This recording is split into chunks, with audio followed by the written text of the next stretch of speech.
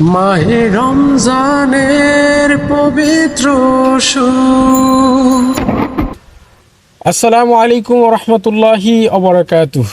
আশা করছি সকলেই ভালো আছেন। দেশ ও দেশের বাইরে যে যেখান থেকে ডিজিটাল চোখের এই মাহে রমজানের আয়োজন দেখছেন সকলকে জানাচ্ছি অসংখ্য শুভেচ্ছা ও মোবারকবাদ। মাহে রমজানের পবিত্র সুর 2025 স্পন্সর্ড বাই আরব স্টোর অনুষ্ঠানের তৃতীয় পর্ব ধারণ করার জন্য আমরা এসেছি বরগুনার পাথরঘাটার ঐতিহ্যবাহী বড়ইতলা সালিহ হাফিজিয়া মাদ্রাসায়। অনুষ্ঠানের শুরুতেই আমরা পরিচয় পর্ব সেরে নিচ্ছি। শুরুতেই আমরা শিক্ষার্থীদের সাথে পরিচিত হব। আমাদের সাথে রয়েছে অত্র প্রতিষ্ঠানের মেধাবী ছাত্র মোহাম্মদ আবুল কালাম। আসসালামু আলাইকুম ওয়া রাহমাতুল্লাহি ওয়া বারাকাতুহু। এবং আমাদের সাথে রয়েছে অত্র প্রতিষ্ঠানের আরও একজন মেধাবী ছাত্র মোহাম্মদ মাহফুজুর রহমান। আসসালামু আলাইকুম ওয়া রাহমাতুল্লাহি ওয়া বারাকাতুহু। এবং আজকে অনুষ্ঠানে বিচারক হিসেবে যিনি রয়েছেন অত্র প্রতিষ্ঠানের সম্মানিত মুহতামিম হযরত মাওলানা হাফেজ হারুন আর রশিদ। আসসালামু আলাইকুম ওয়া রাহমাতুল্লাহি ওয়া বারাকাতুহু। ওয়ালাইকুম আসসালাম ওয়া রাহমাতুল্লাহি ওয়া বারাকাতুহু। আপনাদের সকলকে মাহে রমজানের পবিত্র সুর 2025 স্পন্সর্ড বাই আরব স্টোর অনুষ্ঠানের পক্ষ থেকে অসংখ্য শুভেচ্ছা ও মোবারকবাদ। তো আর কথা না বাড়িয়ে আমরা সরাসরি অনুষ্ঠানে চলে যাব। অনুষ্ঠানের শুরুতেই আমি নিয়ম বলে দিচ্ছি। অনুষ্ঠানের নিয়ম হচ্ছে সম্মানিত বিচারক পবিত্র কোরআনের যে কোনো জায়গা থেকে তেলাওয়াত করবেন এবং তেলাওয়াতের শেষের যেই শব্দটি থাকবে সেই শব্দের প্রথম অক্ষর অথবা শেষের অক্ষর, এই দুটি অক্ষরের যে কোনো একটি অক্ষর দিয়ে যে কোনো একজন আয়াত শুরু করবে ইনশাআল্লাহ। তো শুরুতে অনুরোধ করব সম্মানিত বিচারককে পবিত্র কোরআনের যে কোনো জায়গা থেকে তেলাওয়াত করার জন্য। আউযু বিল্লাহি মিনাশ শাইতানির রাজীম। বিসমিল্লাহির রহমানির রহিম। তাবারাকাল্লাযী বিয়াদিহিল মুলকু ওয়া হুয়া আলা কুল্লি শাইইন কাদির। র দিয়ে কে পারবে? হাত তোলেন। আচ্ছা, মাহফুজুর রহমান। ঠিক আছে, শুরু করেন মাহফুজুর রহমান। আউযু বিল্লাহি মিনাশ শাইতানির রাজীম। বিসমিল্লাহির রহমানির রহিম। ربنا لا تجعلنا فتنة للذين كفروا واغفر لنا ربنا إنك أنت العزيز الحكيم. صدق الله العظيم. মাশাআল্লাহ মাশাআল্লাহ। শেষ শব্দ কি পেয়েছি আমরা? হাকিম। জি জি, সেক্ষেত্রে এখানে হা শুরুতে এবং শেষে মিম, দুটি শব্দ পেয়েছি, হা এবং মিম। হা অথবা মিম এই দুটি শব্দের যে কোনো একটি শব্দ দিয়ে কোনো আয়াত মনে পড়ছে? কার মনে পড়ছে? সুযোগ চলে যাবে দুজনের মধ্যে। আবারও হাত তুলেছে মাহফুজুর রহমান, তোমার কি মনে পড়ছে হা অথবা মিম দিয়ে? আচ্ছা, সেক্ষেত্রে মনে পড়লে তাহলে মাহফুজ একটু পরে, আমরা শুরুতে একজন একজন করে একটু চান্স দেই। আবুল কালামের কাছে চলে যাবে প্রথম সুযোগ। হ্যাঁ। আউযু বিল্লাহি মিনাশ শাইতানির রাজীম। বিসমিল্লাহির রহমানির রহিম। মান আমিলা সালিহান ফালিনাফসিহি ওয়া মান আসাআ ফাআলাইহা ওয়া মা রাব্বুকা বিযাল্লামিল লিল আবিদ। হাসবুক। সাদাকাল্লাহুল আযীম। আচ্ছা, লাস্টে পেয়েছি আবিদ। জি দাল। জি জি, তো দাল দিয়ে আসলে কোনো আয়াত মনে পড়ছে কিনা দুজনের মধ্যে? যে কোনো একজন, দুইজনে হাত তুলেছে। সেক্ষেত্রে সুযোগটা আবারও আমি মাহফুজুর রহমানকে দিতে চাই, যেহেতু সে একটু আগেই হাত তুলেছিল। মাহফুজ, দাল দিয়ে। আউযু বিল্লাহি মিনাশ শাইতানির রাজীম। বিসমিল্লাহির রহমানির রহিম। দুহুরা ওয়া লাহুম আযাবুন ওয়াসিব إلا من خطف الخطفة فأتبعه شهاب ثاقب. হাসবুক। صدق الله العظيم. জি, এখানে কি কি শব্দ পেয়েছি আমরা? সাকিব, সাকিব, সারবা, সা আর বা। এখানে সুযোগ চলে যাবে আবুল কালামের কাছে। সা এবং বা এই দুটো শব্দের মধ্যে কোন শব্দ দিয়ে আসলে আয়াত মনে পড়ছে তোমার? বা দিয়ে শুরু করো। আউযু বিল্লাহি মিনাশ শাইতানির রাজীম। বিসমিল্লাহির রহমানির রহিম। بل عجبوا أن جاءهم منذر منهم فقال الكافرون هذا شيء عجيب হাসবুক। صدق الله العظيم আজিব আইনার বা মাশাআল্লাহ, দুজনেই অনেক ভালো করছে দেখতে পাচ্ছি। একেবারে মুক্তোর দানার মতো দুজনের মুখে পবিত্র কোরআনের আয়াত ফুটছে মাশাআল্লাহ। আইন এবং বা দিয়ে যেহেতু অনেকগুলো হয়েছে, এবার আইন দিয়ে কোনো আয়াত মনে পড়ছে কিনা দুজনের মধ্যে যে কোনো একজন? কে হাত তুলবে?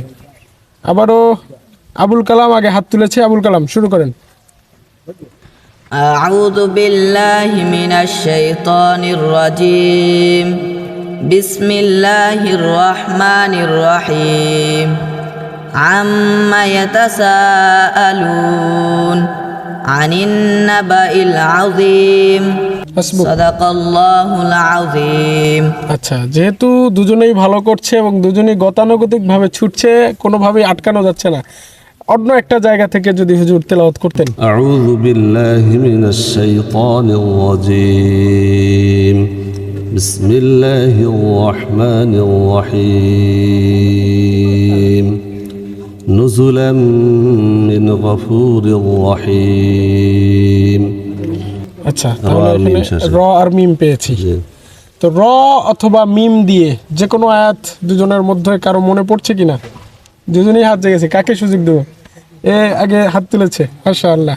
মাহফুজুর রহমান, র অথবা মিম দিয়ে একটি আয়াত আমাদেরকে যদি একটু শোনাতে।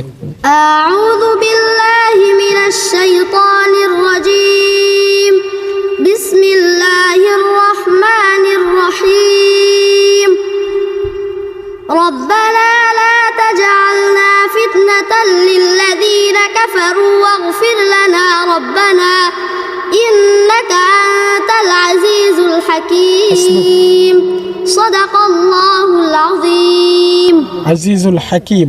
আবারও হা এবং মিম। মিম দিয়ে যেহেতু হয়েছে, হা দিয়ে কোনো আয়াত মনে পড়ছে কিনা? শুরুতে হায় হুত্তি দিয়ে একটি আয়াত পড়তে হবে। তোমার সময় মাত্র 5 সেকেন্ড। 5 সেকেন্ডের মধ্যে যদি মনে করতে পারো তাহলে সুযোগ থাকবে, আর না হয় সুযোগ চলে যাবে মাহফুজুর রহমানের কাছে। তোমার সময় শুরু হচ্ছে এখনই। 1 أعوذ بالله من الشيطان الرجيم بسم الله الرحمن الرحيم حاميم تنزيل الكتاب من الله العزيز الحكيم ما خلقنا السماوات والأرض وما بينهما إلا بالحق وأجل مسمى হাসবুক।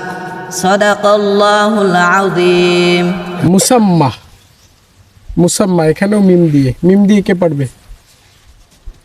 মিম দিয়ে দুজনের মধ্যে যে আগে হাত তুলবে সেই আগে যেই আয়াতগুলো বলা হয়েছে নতুন কোনো আয়াত তেলাওয়াত করতে হবে মুসাম্মার মিম শব্দ দিয়ে। মাশাআল্লাহ, মাহফুজুর রহমান আগে হাত তুলেছে, শুরু করেন।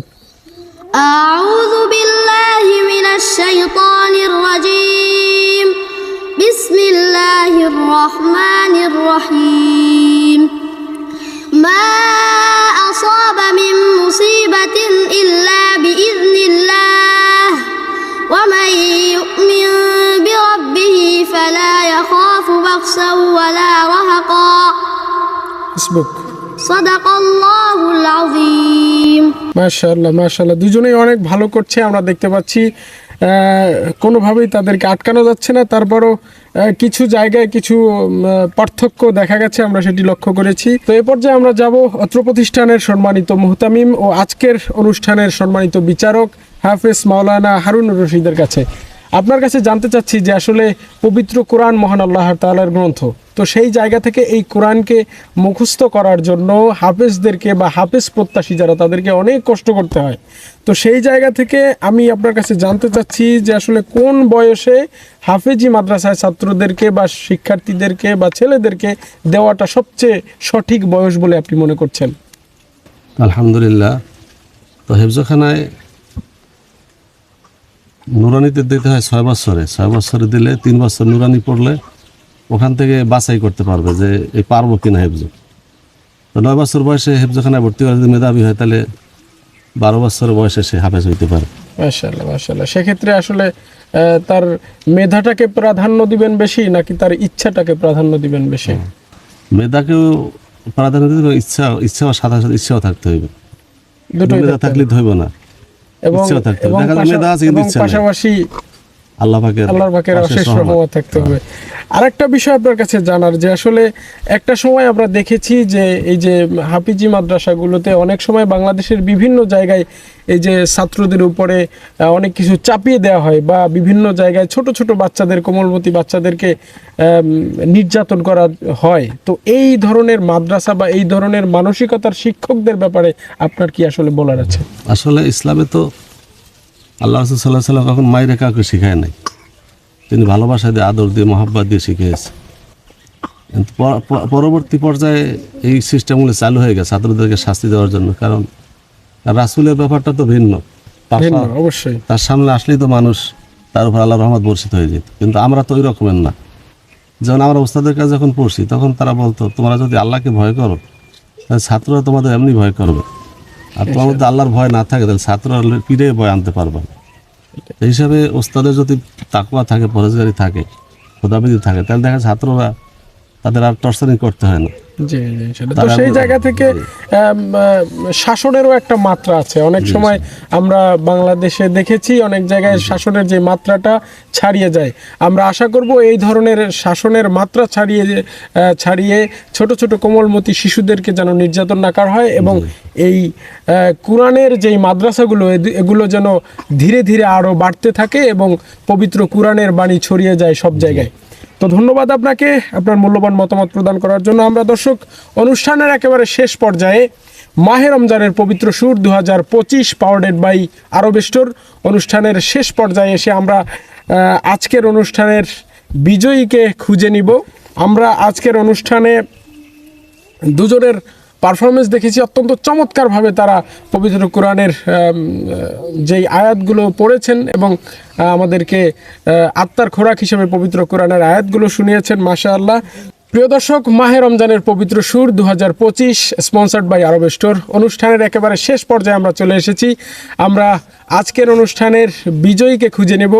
আমি এর পর্যায়ে চলে যাব আজকের অনুষ্ঠানের সম্মানিত বিচারক হাফেজ মাওলানা হারুনুর রশিদ। আমরা দুজনেই কিন্তু চমৎকারভাবে তেলাওয়াত করেছে এবং খুব চমৎকারভাবে প্রশ্নের উত্তর দিয়েছে এবং কোনো ফাঁক রাখেনি, বলার সাথে সাথে বলেছে। তো সেই জায়গা থেকে আজকে আমরা কাকে আসলে বিজয়ী হিসেবে নিতে পারি?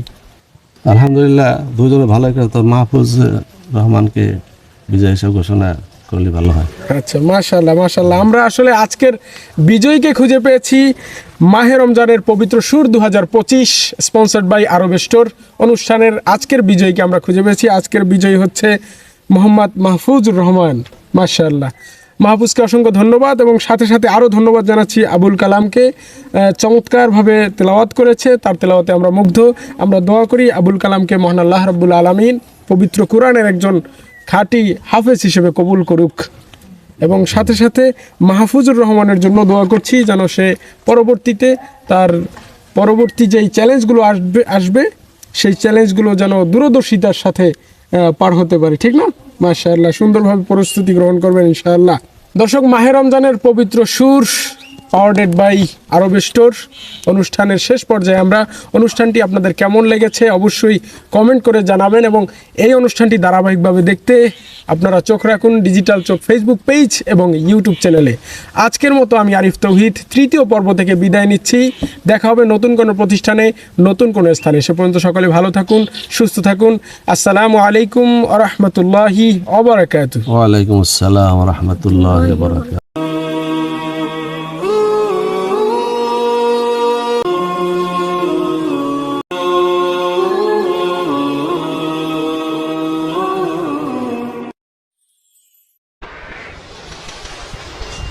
মাহে রমজানের পবিত্র সুর